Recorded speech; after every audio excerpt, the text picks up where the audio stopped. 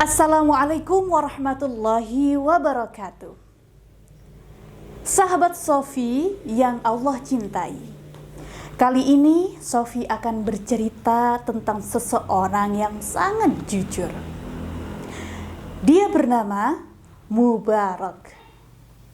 Mubarak adalah seorang budak dari seorang yang kaya raya yang memiliki kebun delima yang sangat luas.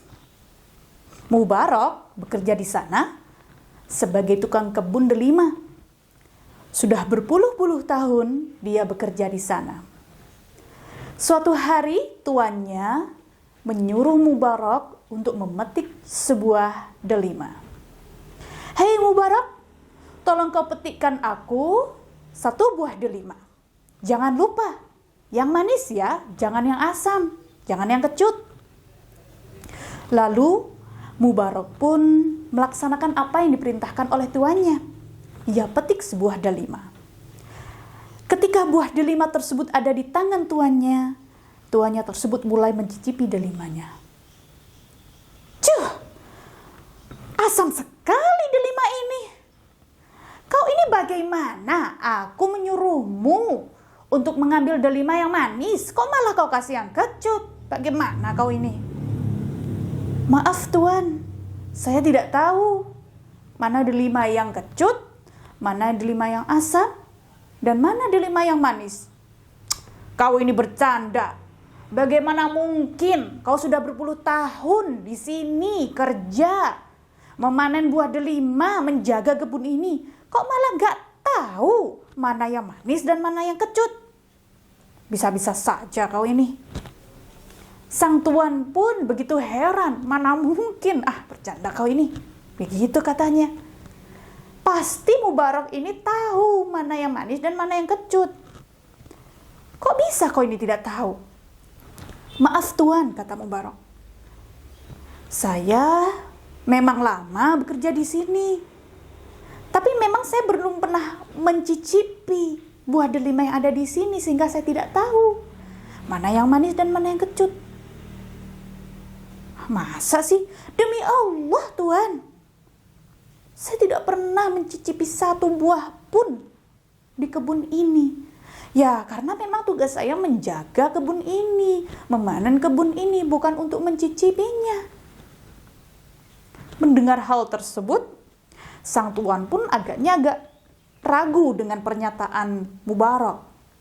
Untuk meyakinkan, untuk mencari kebenaran tersebut, sang tuan bertanya kepada teman-temannya, kepada tetangga-tetangganya yang setiap harinya berkumpul dan bergaul dengan Mubarak. "Teman-teman, menurut kalian Mubarak itu jujur apa tidak?" Kalau Mubarak sih gak usah ditanya. Mubarak itu 100% jujur.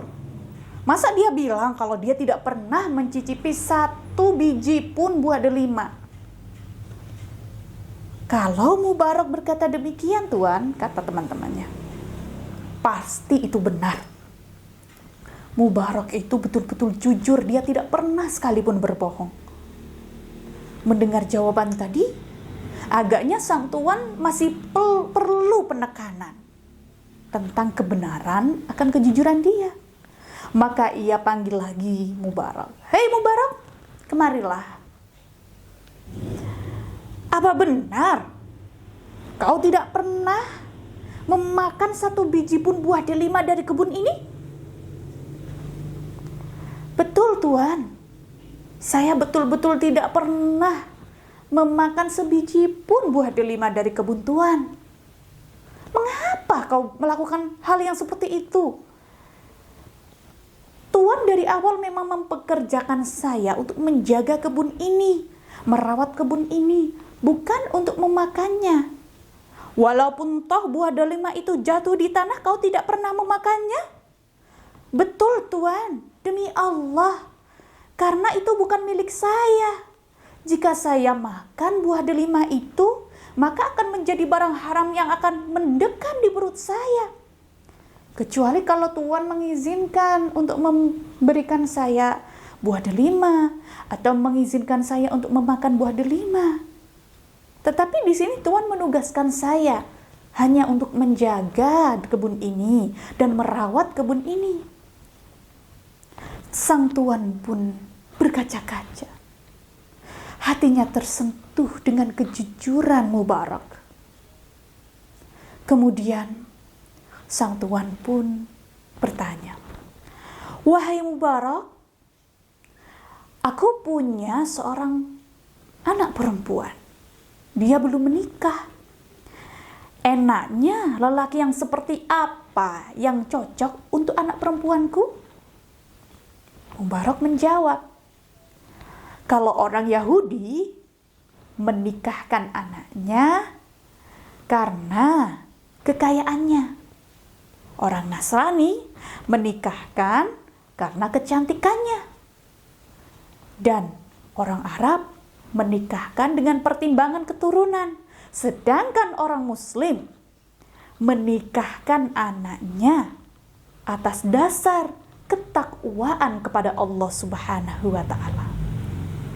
"Wahai Mubarak," kata tuannya, "aku rasa tidak ada yang melebihi ketakwaan di sini, yang bisa melebihi ketakwaan dirimu, apalagi kejujuranmu. Kalau begitu, maukah kau kunikahkan dengan anakku?" Maka dari kisah ini, dari pernyataan Mubarak, sang tuan menikahkan putrinya dengan Mubarak. Mubarak mendapatkan istri yang sangat salehah.